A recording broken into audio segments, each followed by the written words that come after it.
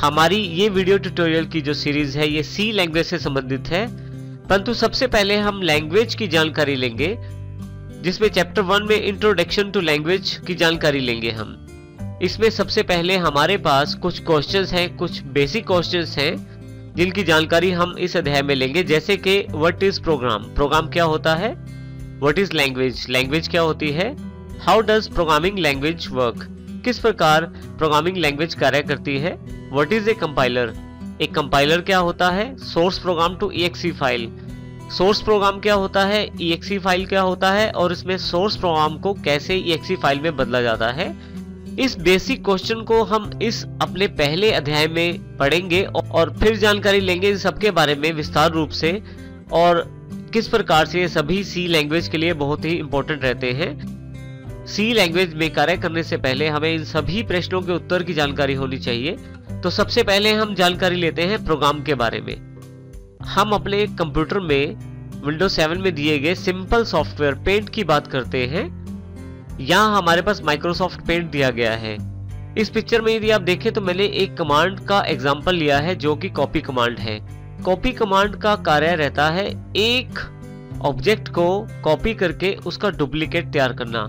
यदि आप किसी भी इमेज का डुप्लीकेट तैयार करना चाहते हैं, तो आप यदि किसी भी इमेज को कॉपी करना चाहते हैं तो आप कॉपी कमांड का प्रयोग कर सकते हैं। तो कॉपी कमांड डुप्लीकेट बनाने के लिए प्रयोग की जाती है। माइक्रोसॉफ्ट पेंट में ये सबसे बेसिक कमांड्स में से एक है। इसी तरह से मैंने एक दूसरी कमांड का उदाहरण लिया है जो कि कट कमांड है।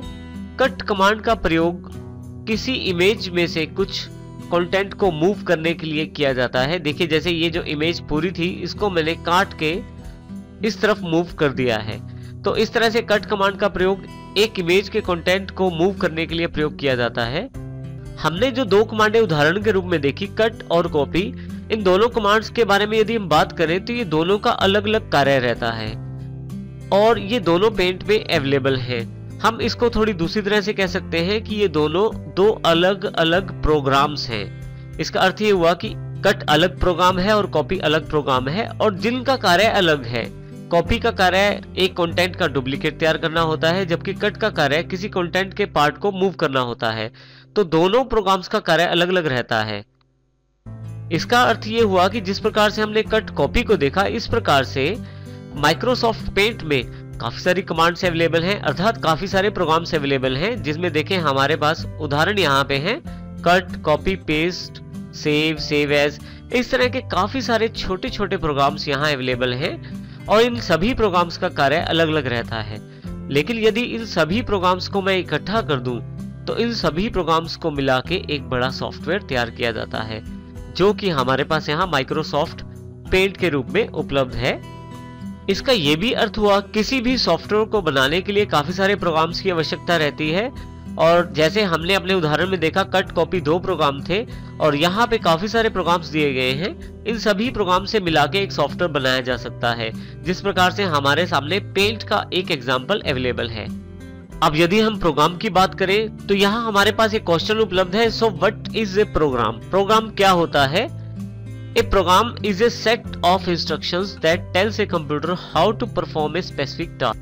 एक प्रोग्राम एक सेट होता है काफी सारी इंस्ट्रक्शंस का, जो एक कंप्यूटर को कुछ स्पेसिफिक टास्क करने का आदेश देती हैं। इसका अर्थ ये हुआ कि कट प्रोग्राम अलग कार्य करता है, उसकी सेट ऑफ इंस्ट्रक्शंस अलग है, और कॉपी अलग कार्य करता है, उसकी सेट ऑफ इंस्ट्रक्शंस अलग है, और इस प्रकार से हम काफी सारे प्रोग्राम बना सकते हैं।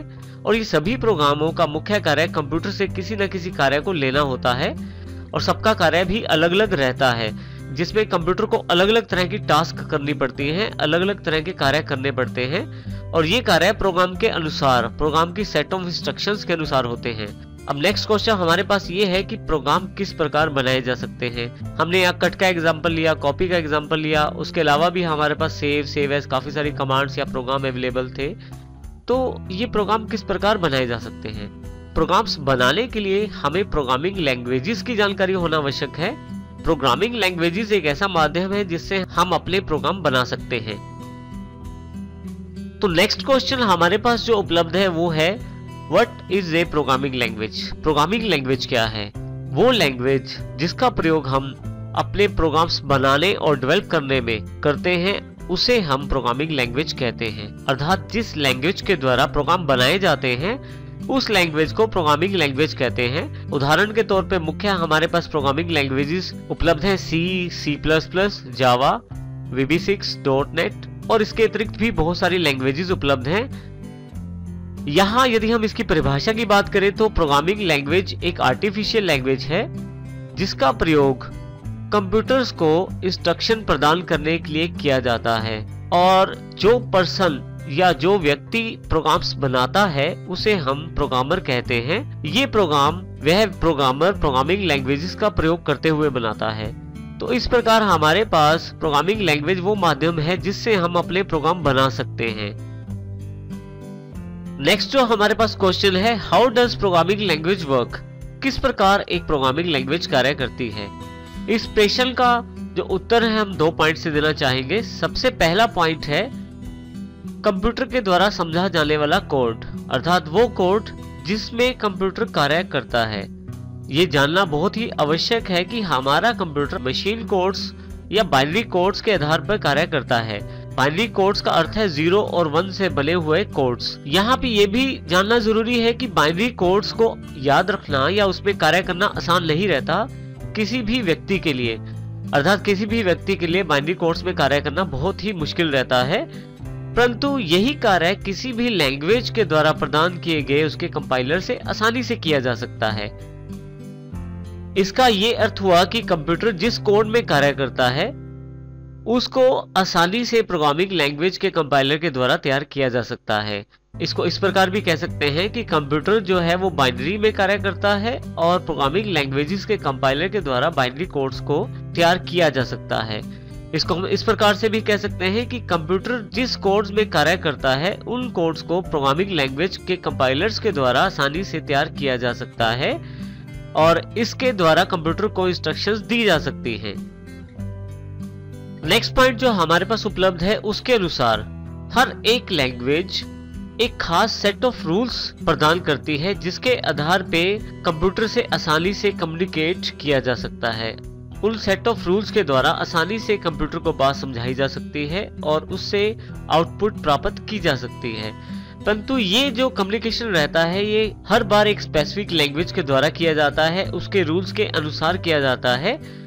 तो इस प्रकार हम ये कह सकते हैं कि जो प्रोग्रामिंग लैंग्वेज होती है वो कंप्यूटर से संपर्क करने के लिए मुख्यतः 2 आधार का प्रयोग करती है। पहला, अपने कंपाइलर्स के द्वारा बाइनरी कोड्स को या मशीन कोड्स को जनरेट करना या उस भाषा को जनरेट करना जिसके द्वारा कंप्यूटर समझ पाए, और दूसरा वो सेट ऑफ रूल्स प्रदान करना जिसके द्वारा आसानी से कंप्यूटर से कम्युनिकेट किया जा सके।